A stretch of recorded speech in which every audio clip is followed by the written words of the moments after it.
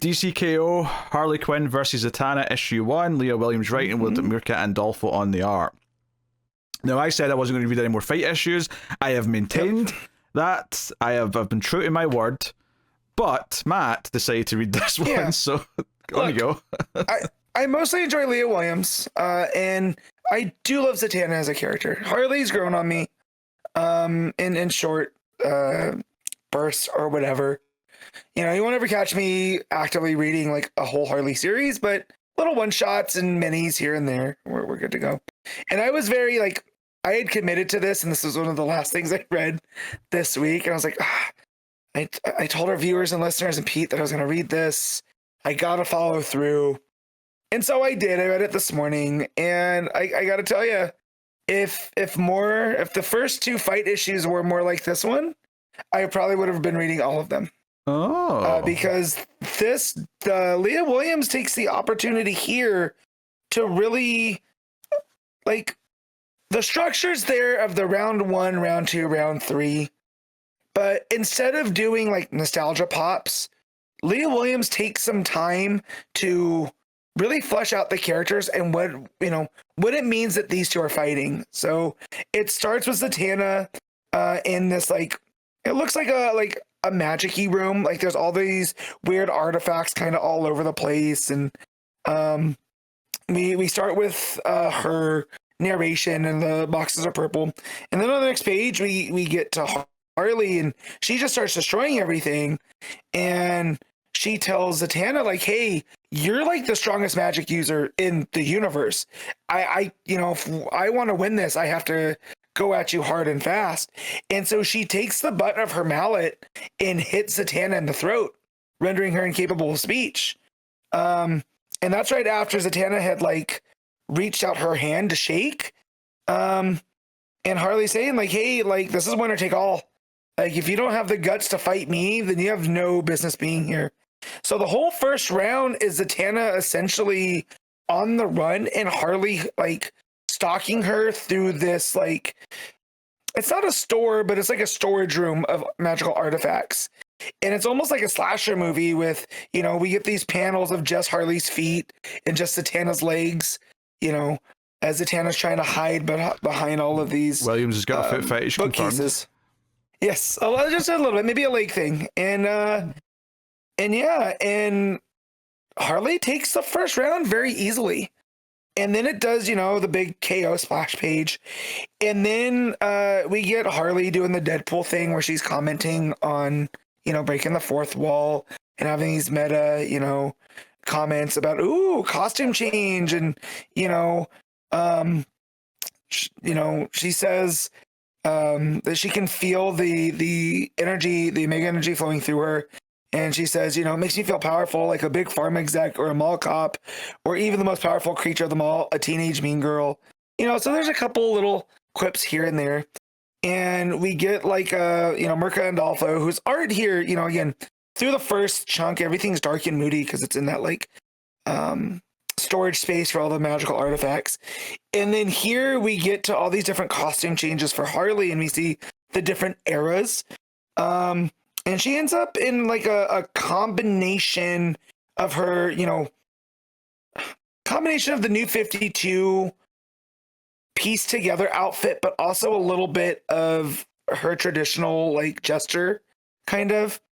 And this is where Zatanna calls it out. She's like, these form changes are a boon meant to enhance the stakes of the fight. And Zatanna's like, yeah, that it's kind of like a dirty trick. It's to make you not realize who you're fighting, right? It's like a disassociation tactic. It's like the Heart of Apocalypse is saying, like, you're not fighting this person, right? And so Zatanna's like, well, fine, then we're going to do this without gimmicks.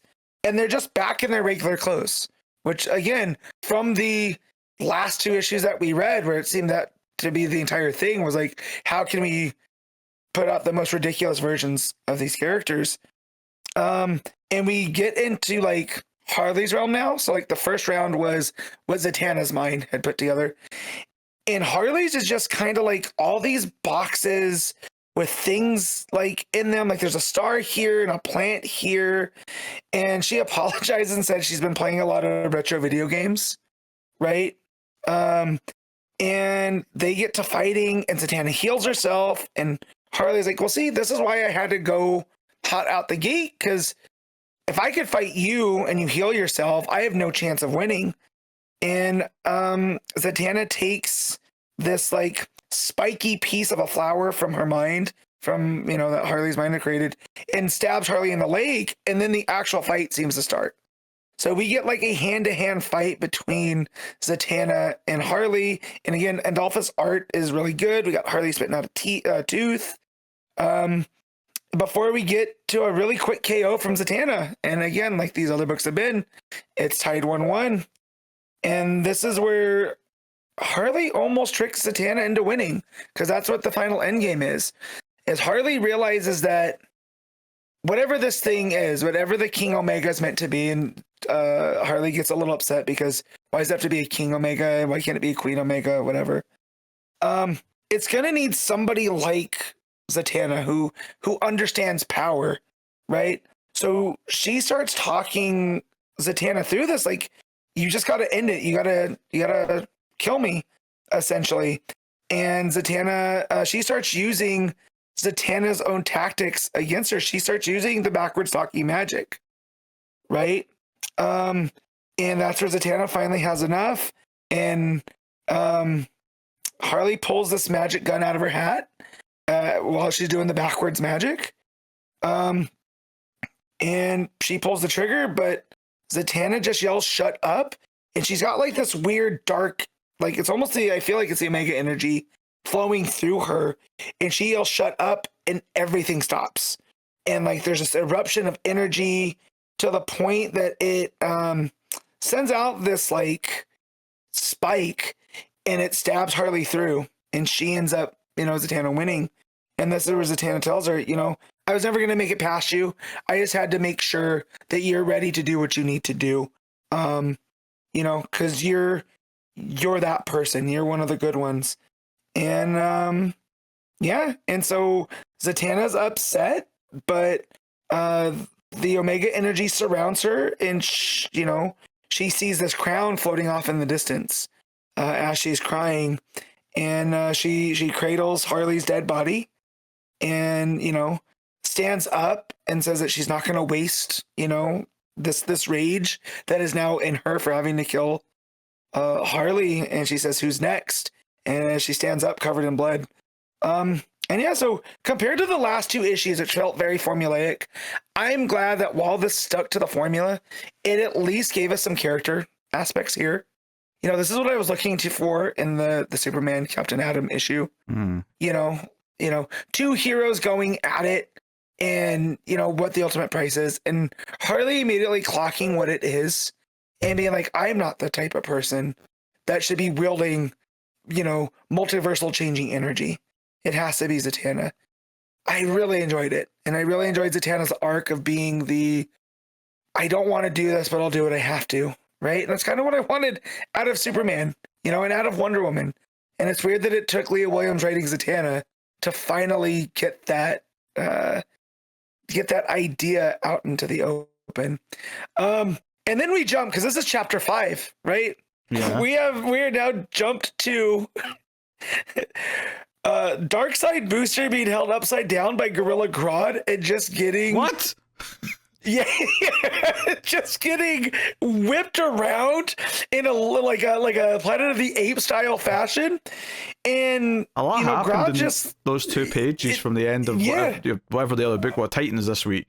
For sure, and Grodd's talking shit, like he's like, "You took the form of Booster Gold. How embarrassing," you know. And Darkseid fights back, but Grodd's got him on the ropes, and in these 2 pages, man, Grodd ends up taking like a lariat and still standing. He's like, "All right, I've had enough. You're my match for strength, but you're not match for my psychic abilities." And he starts hitting him with the telepathy and telepathy. Yes, I can't say that word. Telepathy. And it ends with Darkseid Booster on his hands and knees, not being able to handle it. And I was like, wow, this jumped And I'm kind of enjoying this now. Like, for the little pieces of me that want to go back and check out the other chapters, I kind of like just getting blips and not understanding context. Oh, it's what's going on. It's absolutely more amusing having no idea why he's being bullied by Grodd all of a sudden. That's way funnier. It's so good. But yeah, and so this issue as a whole, I don't know if it's just my lower expectations or my fondness for Leah Williams writing. But I was pleasantly surprised. And this was the first of these KO tie-ins that I've really enjoyed. And then MIRKA ANDOLFO's art is perfectly suited for the action that is not over the top. It is like a knockout, drag out fight with Harley using the mallet, and the way that the art draws the impact, and we get like close-ups on the faces and reactions during the fights. It was all around just a really good issue.